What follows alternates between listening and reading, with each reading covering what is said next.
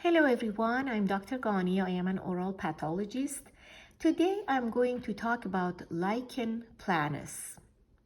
Lichen planus is a weird condition. Maybe it's not that professional to call a condition weird, but actually it is. Its clinical presentation and all the features that lichen planus shows in the mouth, it's so interesting and kind of weird. Even the name is weird, lichen planus.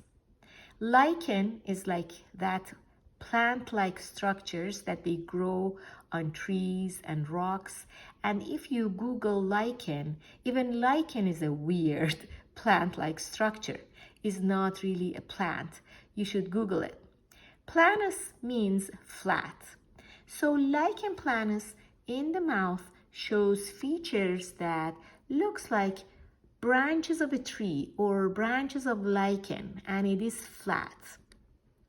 Why our body makes all these white lines, we don't know. As I said, it's a weird disease. And as you can see, this patient has it on his tongue. We can have it on inner cheek, on the side of the tongue, underneath the tongue. Gingiva can be involved, but very rarely palate is involved. We have two types of lichen planus. There are so many different kinds, but I always put them in two categories. One is we see all these branches, white structures on the inner cheek, but the background is pink. There's no inflammation, there's no open sore. So this kind of lichen planus, patient has no symptoms. Patient has no pain. Sometimes they don't even know they have it. But the other kind is inner cheek or tongue or oral mucosa is making all these white lines like lichen, but the background is red, very inflamed, and open sores are there, and patient is very uncomfortable. This kind, they consider it as autoimmune. Basically, it's immune system that is crazy and it's doing this. This is another example of lichen planus. Look at it. I call this a snowflake pattern. All these branches are growing and it's flat, lichen planus. And this is a different patient. These are all my patients. Look at his. It's really like branches of a tree or lichen that's growing on the inner cheek. Lichen planus on skin usually shows these kind of red-purple dots that are itchy, and with anything that irritates the skin, like a watch or bracelet, even they come more.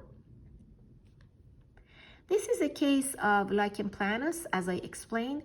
It's the one that is showing all the white lines, but there are areas that are red and there are open sores here and here. And this patient definitely has pain and symptoms. Lichen planus can involve the gingiva. And when it involves the gingiva, it's really hard to manage and treat. And in this patient, again, you see the white lines, and then you see the background is red and very inflamed. And even on lower teeth gingiva, you can see that. In this picture, you can see all those little branches.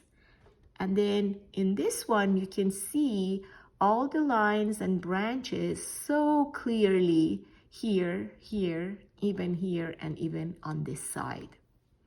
As I said, when gingival tissue is involved in lichen planus, it's really hard to manage it.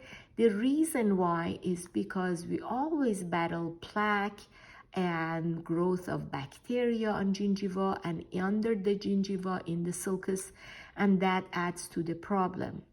In my future videos, I'm going to talk about lichen planus with gingival involvement and treatment. Thank you for listening.